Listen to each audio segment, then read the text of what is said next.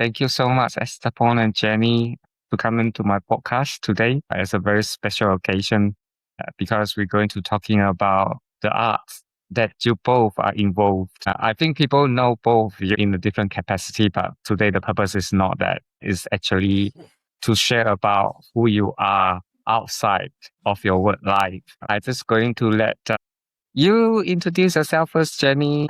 Morena Nisambula. My name is Jenny Janif. Originally, I'm from Fiji, and I'll go a little bit into detail afterwards. I'll hand over to my brother Esteban. Morena, buenos días. Nice to see you, Jenny. I'm originally from Chile, and I'm very pleased to be in the podcast with you.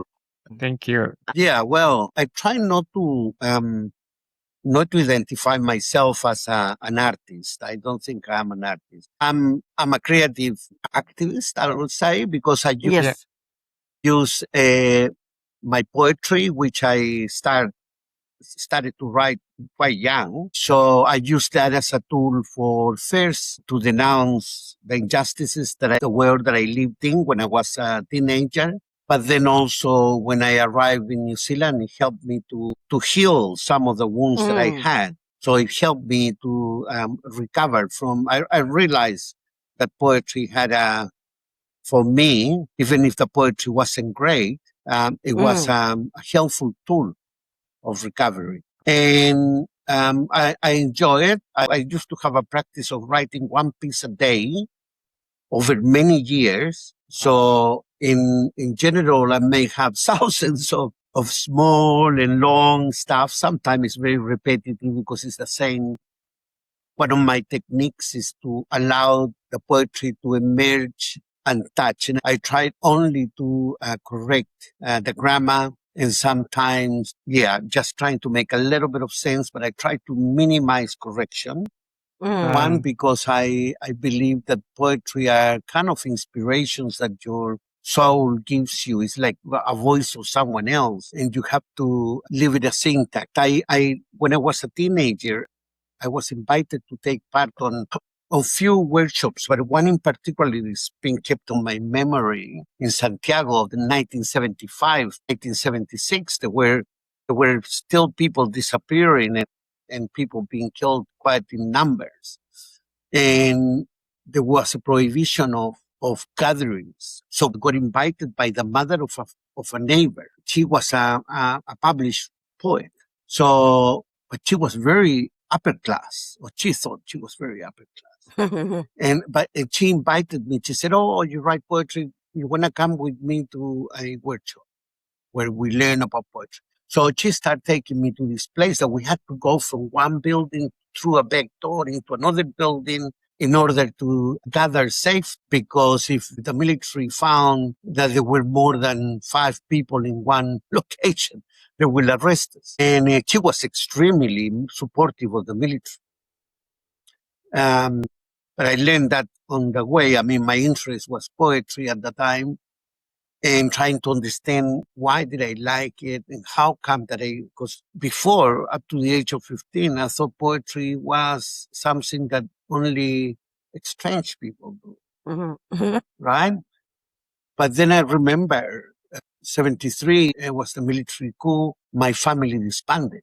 My older brother and his family fled Chile through the mountains to Argentina. My another brother left the house very rapidly after the military and went off to live with my grandmother. So our family kind of like broke into pieces. So I was left I became a single child in many ways. I was the youngest of 3. So up to 1973, I held very authoritarian views about life in general, because I think I was only a little kid turning into a teenager who was seeing the world of Chile 1971, 3, kind of like very chaotic in many ways. It was the emerging of left. If you look now back, you think that was wonderful times. It was the time in which my family for first time took holidays traveling through the country from north to south.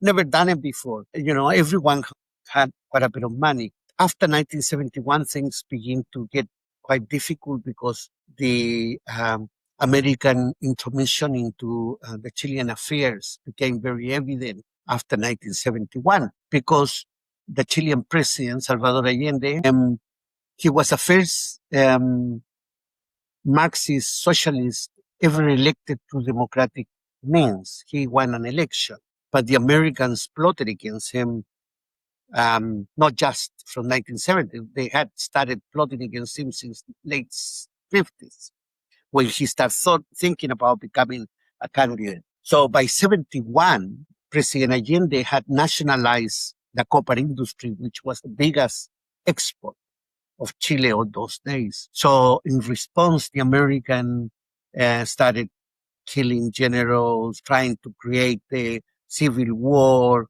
There were strikes occurring all the time. Now we know that a lot of the strikes were funded by money paid by a man called Henry Kissinger and the CIA to the Truck Drivers Association, to the Shop Businesses Association. They were going to Brazil and receiving funds in suitcases to pay their members so they could go on a strike without having to worry about so all of us, the population, started to suffer the consequences of shortage in food. Chile is a very long country, so the only way to bring things from one place to another is through truckers. So they created hunger and desperation in the population, so the population would turn against the government. But that didn't happen. So finally, 73, they brought the army. They brought the army, the Air Force, and the Navy, and they overthrew the government.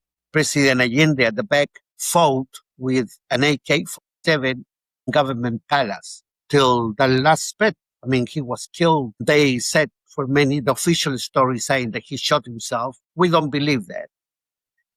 There were many people who they claimed they committed suicide during that time, but we all know that they were killed by the new regime. They didn't want opposition, and they were very, very brutal. So after the coup in 11th of September, my family disbanded, and I was left in the solitude of my house. And I think that led me to one day started to pick up pen, start writing my feelings about things that were happening. Initially, children stuff, very childish. When I look at it now, I think, oh my God, I hope nobody ever finds this. But then I also was experiencing my first times, the love with girls in the neighborhood, girls that I met. So I discovered that kind of like feeling of love to another person. And so for me, creative action is that inner voice that comes to us through inspiration more than sometimes I think about something and nothing happens. Today, one of the greatest things that is that you got a notebook in your telephone. So sometimes I'm waiting at the GP and I think, I got the thoughts that I've been thinking about it for some time. So I start writing. Some amazing things have occurred because some pieces continue. They are logical and they continue and they cover, and you read them later. That's the way of the inspiration. Some people in poetry in the early ages have considered them celestial or spiritual kind of like messages. But for me, are messages of your soul. My creative journey, I didn't set out to be a creative artist or working in the creative space. It just happened. I grew up in multicultural Fiji. I am on the second largest island of Fiji, which is Vanuatu. My forefathers and I had arrived in Fiji from British India, Afghanistan, Guyana, and the Solomon Islands. So they had arrived through the indenture and blackbirding process. So I'm fourth generation Fiji born, grew up in a household, in a home that was diverse in ethnicity and in faith as well. And I'm very much inspired by my parents who were great custodians of oral tradition. So they were the storytellers in our family. And born in a Muslim household, went to a Catholic school. So the principal of our high school was a nun from New Zealand. So she was our English teacher. And so she introduced me to the world of English literature and so forth. I was always an avid reader. We had a little library in our hometown, so I must have read all the books. And that was a great escape from not doing household chores that you were assigned to. So yes, I loved reading. Fast forward to when I got married in 1987, as our brother Esteban had said, Fiji too, that was when we had the first coup in 1987. In October on the 14th of May. So that was the push factor for our whānau migration to Aotearoa. And why Aotearoa? Because my husband had been here on his OE in the early 70s. So he had the networks here and connections here. No one decides, overnight just to leave their homeland. As Esteban was saying earlier on, it's a very difficult, emotional decision to make because you're losing your loved ones, you're leaving behind your loved ones, you don't know when you will see them next. So in 1989, 2 years after my husband had, left Fiji, actually this week, I must say, is a very significant milestone in our family because tomorrow meaning the 21st of July, will mark 37 years of our arrival here in Aotearoa. And we've lived here longer than we've lived in our homeland. So I just want to acknowledge, the safety this country has provided our whānau as well, and to many others as well, and the life that we have rebuilt here. So all three of us are migrants to this whenua, and you settle down. Priority is, Ivan, you and I had a bit of laugh last week when we were at the Latin American Matariki event, how when we arrive in the middle of winter, as it is now, imagine coming from a tropical country into the cold. And in those days, even with food, the change in terms of finding the spices, rice, etc. So, the earlier years are spent settling down, your family, doing what it needs to put your roots down and so forth. But in terms of writing and all that, like Esteban was saying, I've always had that passion, but just didn't have the time.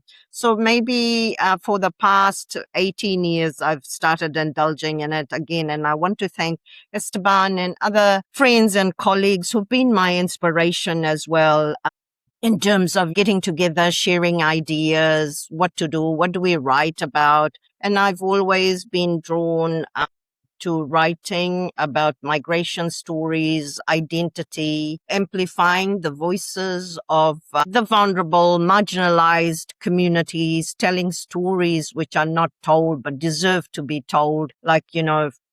Just earlier this month, I wrote a small blurb on Facebook about blackbirding, and in Fiji, how a license was granted to recruit Melanesian men through blackbirding. And we know some ended up in South America. And so, these are history or stories that is not much talked about or told. So I feel each story, one story at a time, will get us to creating better understanding, building bridges, having look at us. The three of us are from three different countries, but we have come together on a shared platform because we have something in common. So a lot can be done, but I honor the wisdom, the legacy of my forefathers, as I was saying earlier on, my ancestors who had arrived in Fiji through some very difficult journeys through the indenture and blackbirding system and, rebuilt their lives there. And they are the ones who kept the tradition of telling those oral stories are so important to our identity and to passing it on to the next generation. And as I said earlier on, I'm inspired by my parents who continue to do that. And I hope that my writing, I'm able to collaborate, not just with members of the ethnic community I belong to, mentoring other younger ones. And our writings are based around social justice addressing, inequalities and identity. I wrote a piece on Fiji Indian identity because in the space of South Asians, we are from very diverse countries or cultures. And so often all get categorized as South Asians, but then we carry our own identity from the Pacific. I have only been to India once. Yes, that was the motherland, but homeland is now Fiji. I'm fourth generation, and there's this thing of if you're from Fiji and somebody's from India, there's all this caste system and the isms that goes with it. And so how could you be an Indian? You're less of an Indian. So all that. So then I decided to write a piece that sort of talks to the identity, the specific identity of being a Fiji Indian, and so that it just distinguishes who we are and hopefully creates a better understanding amongst other South Asians as well, that just because our forefathers had arrived in Fiji through the indenture system doesn't mean that we are any less. Who gives the right to who to be able to identity is self-identifying. So, yeah. Thank you, Jenny, for your narration there. I was thinking, I wasn't given the gift of a writer. But I think my family believes I'm a storyteller. At the age of 10, I think my classmates put me a nickname because of the stories they used to tell. Some were all excuses for me not doing my homework. But it is a bit of poetry. In my case, it's a little bit of storytelling. And I tend to write. Sometimes you glorify things a little. You put other elements to the story in order to make them more interesting. Or more colorful. But I attempted to do a little bit of short writing. I haven't ever shown my short stories. All of them are based on reality. They're all real. It's because I thought one day, who is going to remember, experiences of people I met through life? I met this lady once that became my client. She was an elderly lady, and she had lived here in Papatoetoe, and she was very secretive, always very well dressed, but extremely secretive.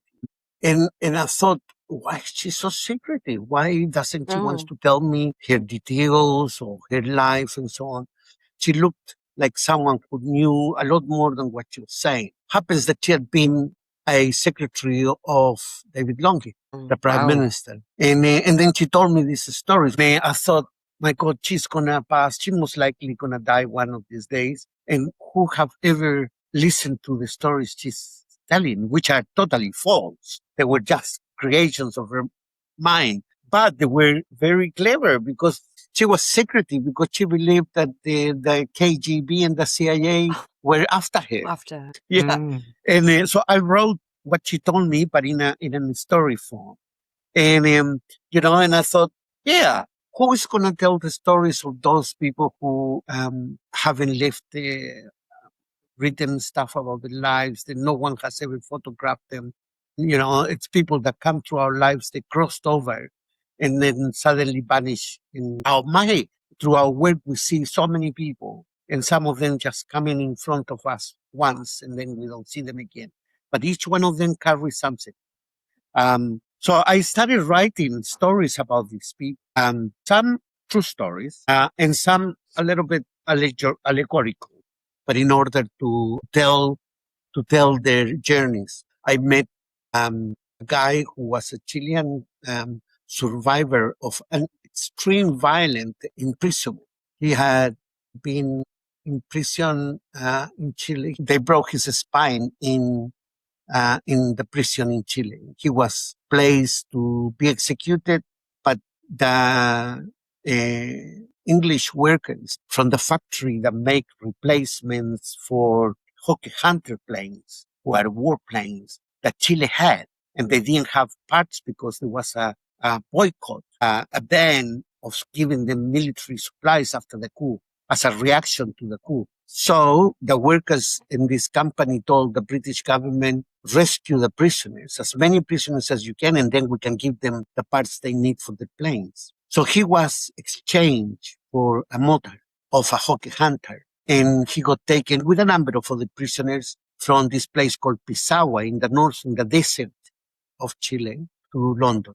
But he couldn't get up because he was disabled. He was in a stretcher when they took him in a plane. And so he was disabled physically because they have smashed his spine. Anyway, they couldn't recover him in London, so he went to the Soviet Union and they operated him there. And he was able to walk again. They fused his pec.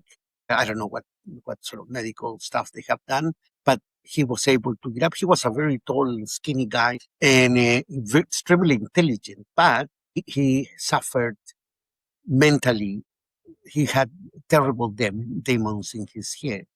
Every month he would have attacks where he will drop to the ground and go into fetal position and just cry and cry. And there was a member of our group here in Auckland she was a New Zealander. She traveled to London to do some scientific work. And in a meeting, she met up with this guy. They fell in love with each other and they came to New Zealand. That's how we met him. But his story turned into terrible because he was very unwell and he continued to suffer. He wasn't able to work. He suffered attacks of paranoid. He felt that the CIA was all over the place, or the Chilean secret police. Finally, I think he drove his wife. She was very young to madness. He committed suicide here in Auckland, and he was found few weeks after she died. He was found in the bushes in the house of the head of DSIR. The DSIR is the investigation labs of New Zealand. It's a government department that dedicate themselves to doing mostly not intelligence, medical research, scientific research. She had been a scientist, so he blamed him, the director, for her suicide. Anyway, so the director of DSIR called the police because he saw this guy through the window in the morning. And so they arrested him. They didn't know what to do with him because he was very unwell. So they contacted me. And with Amnesty International, with Bill Smith, who was the founder of the Auckland Refugee Council with Dr. Rasalingam. He was the head of Amnesty International in New Zealand. So he was able to, with a bit of fundraising, we sent him back to London where he had people he knew. Anyway, I thought one day, who's going to write his story? He most likely is passed away by now, away from his family, from Chile, obviously, because he didn't want to return there. So I thought, who will rescue, who will give voice to him in his story of suffering? So I wrote a story about it, based on me sitting, having a cigarette and getting blinded by the sun. And I walked in, and while I was kind of like trying to find my way back to my desk, I thought about this idea and I thought, check, he's kind of like being blinded by the sun. And no one knows what is behind that, what happened to him. He passed through our lives and disappeared in our lives, but no one told his story. So this is kind of like my narratives. I got quite a few short stories. I have never published them. And you have to give voice to those who don't have a voice. Somebody has to speak for the other one. From very early, I grew up, my mom was a social activist. She, in the times before people understood the concept, she always had this feeling about helping other people. And she was fortunate to have a brother who had a good financial situation. So who had a factory in shoemaking. And my mom used to sell his shoes. And that's how my brothers and I ended up in private school. We were better off in our neighborhood was mostly of people who were poor. So my mom, in order to change their lives, she organized the neighbors. I remember, I'm talking 6, 7 years old, seeing the neighbors getting together and not really understanding the politics. I thought, for me, it was kind of like time for play with other kids. But I was watching them digging the trench on the street when the street was not even concrete, so they could put the water, bring water, drinking water to their homes. Most of their homes were chucks made, with different materials. So my mom organized the local council, so they could go and be given discounts on building material and support by engineers to build similar homes for everyone. Then she organized the mothers, the ladies of those households, so they could create things, and she organized a mother committee so they could knit, and she told the ladies how to knit and how to present their products so they could sell them in the markets and so on and bring some money into the funds. But this was happening in the 1960s, and there is a little, maybe as big as my house, little park in the neighborhood where we grew up that has a plaque for my mom's contribution. Wow. So being the youngest one, she used to take me everywhere. And she was member of boards in cooperatives, in mother groups, in neighborhood committees, worked very closely with the local politicians and the council. And she was always very political, very committed to women's rights. Despite she was not a feminist, she thought men has to work and bring money, and the woman will have to be at home in the kitchen preparing dinner for the men when they arrive. That's how her view, very conservative. But she believed the woman had the right to vote and to elect because voting in South America was very late. Not like in New Zealand, the woman voted very early. I think it's one of the first countries in the world. But in Chile, in the 1960s, they gained the right to vote, or late 50s. They were not considered citizens up to them. So she was part of a woman collective in the 1970s and 1980s. Till I came to New Zealand, she continued to be involved in the campaign against the dictatorship.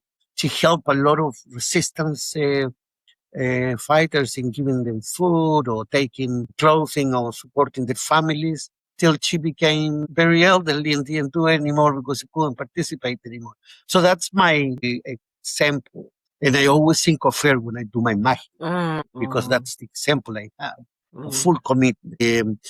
So the storytelling is the stories of those who don't have a voice. When my brothers and I were growing up, I was the youngest. We didn't have a television. That television didn't exist. A radio existed. Yes. So we used to hear stories in the radio. And then mom will tell my older brother, okay, guys, sit your brothers there and read them a story. So I remember them reading Tarzan, cowboy stories, that sort of stuff when I was a little kid. And I used to imagine a lot of things. And that was my television. My television set was inside of the head, and then I used to play by myself in my garden, and I used to make little buildings for the ants so the ants could cross. And I will imagine the stories I have listened of my older brother. So.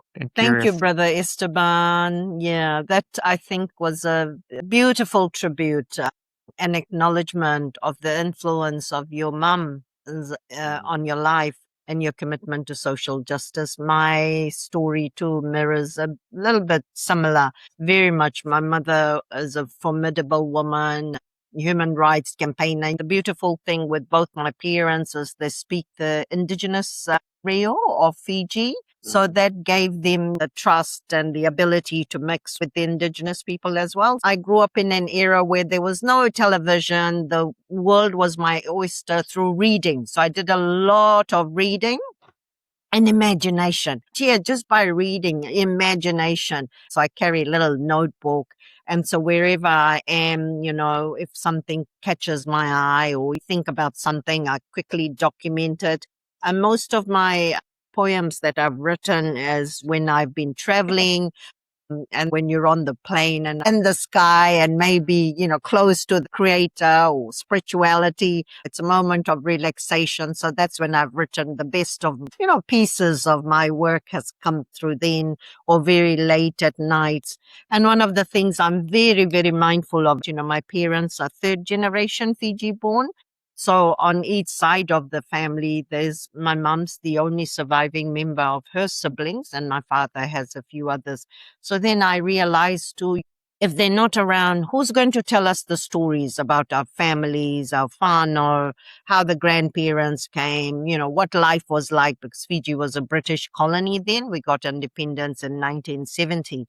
So I thought, it's important to document and produce some. So 2 or 3 years ago, while I did the directing with Upna TV and radio, were the producers of this documentary. So it's my mum who well, interestingly enough, this Saturday, she'll turn 84 years of age. Congratulations. Yeah, thank you. And then Nick's mum, my aunt, so I think she's about 86. So both were just having a conversation. You know, they touched on life when they grew up during the Second World War. We had the Japanese and the Americans and the Pacific space. You know, the Freemasons were in this township that she was. So a lot of history.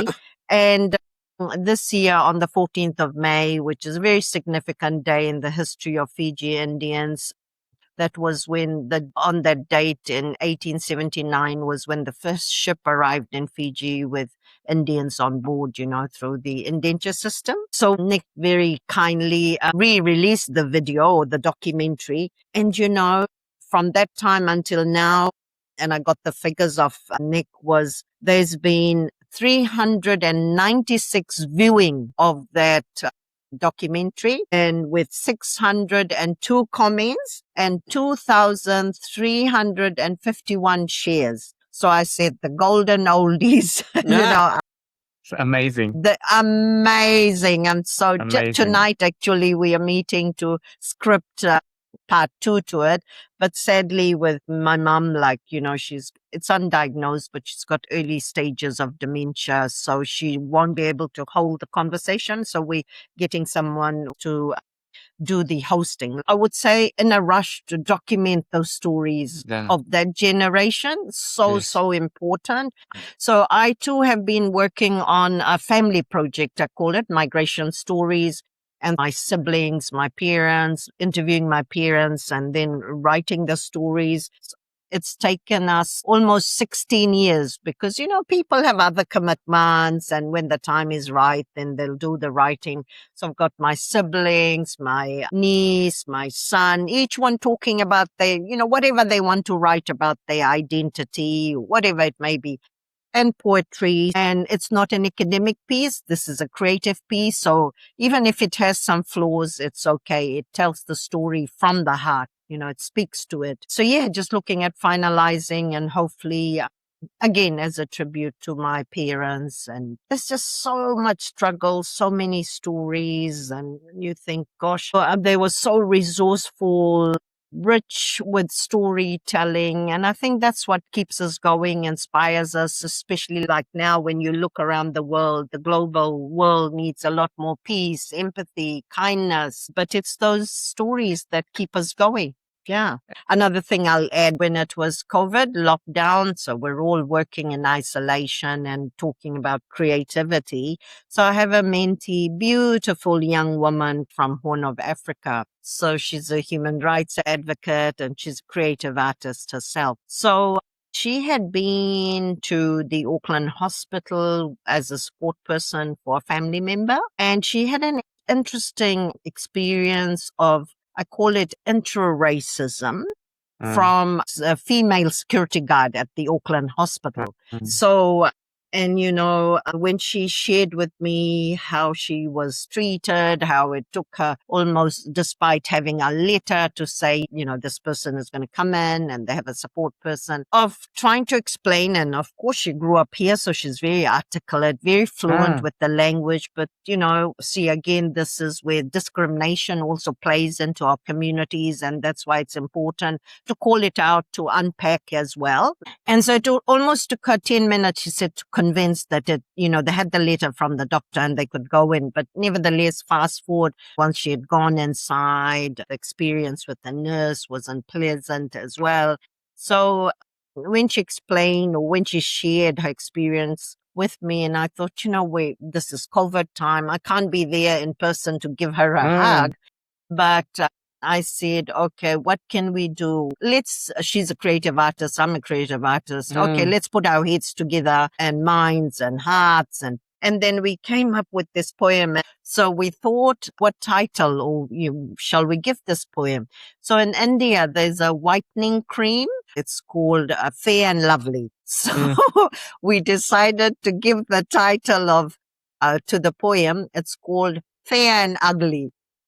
It's just as a metaphor, fair and Yes. ugly. So that whole poem, it's a short one, speaks to intra-racism Yes. amongst our ethnic communities. And all three of us are from the ethnic communities, and we do mahi in that space. So we understand the complexities of also navigating the space. That's why I was saying earlier on the isms, especially in the South Asian cultures, the caste system, the colourism, the social status, and how it impacts also and follows us around wherever we may be going to, in terms of migration.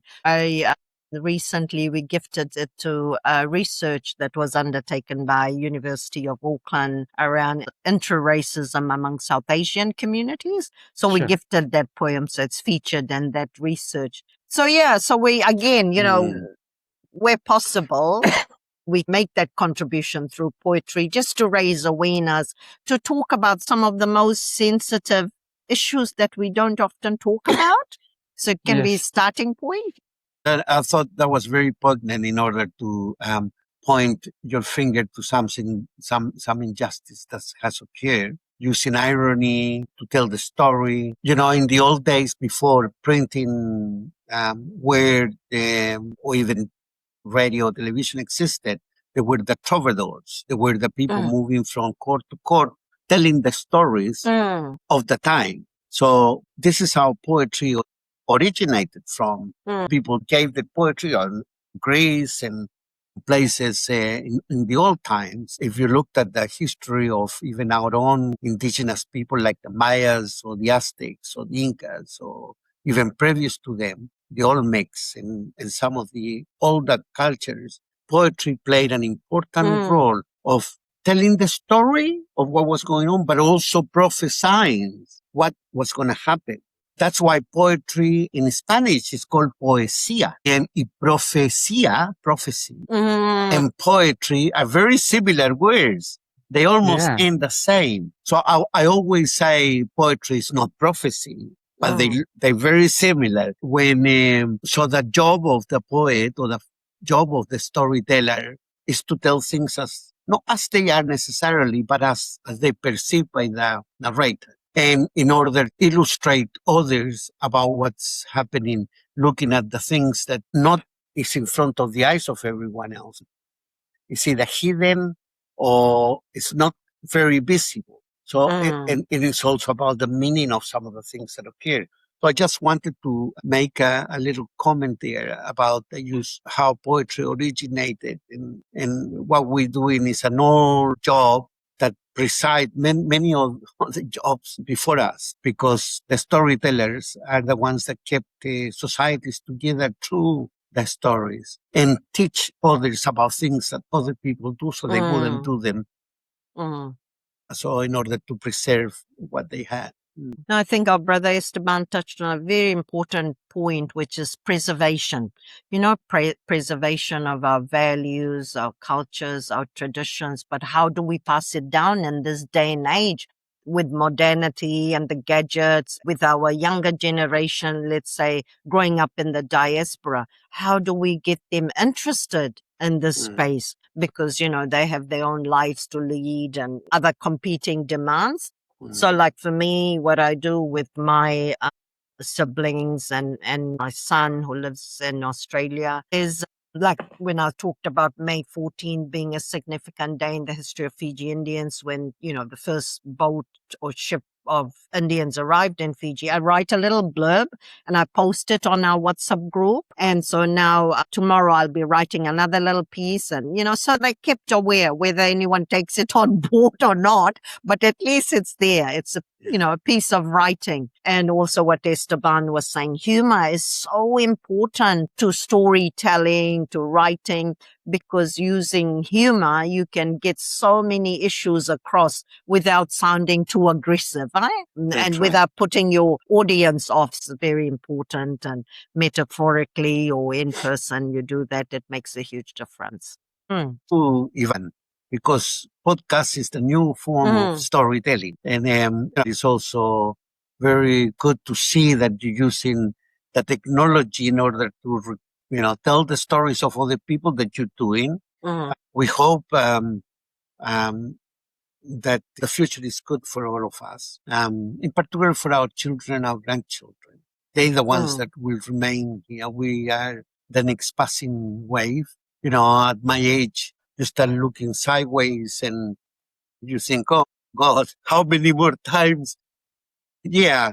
So I hope, Jenny, you need to continue telling the story of a journey of migrants. You're doing a magnificent work by putting different communities together in order to honor those who came before us and who did so much magic in order for us to be here. And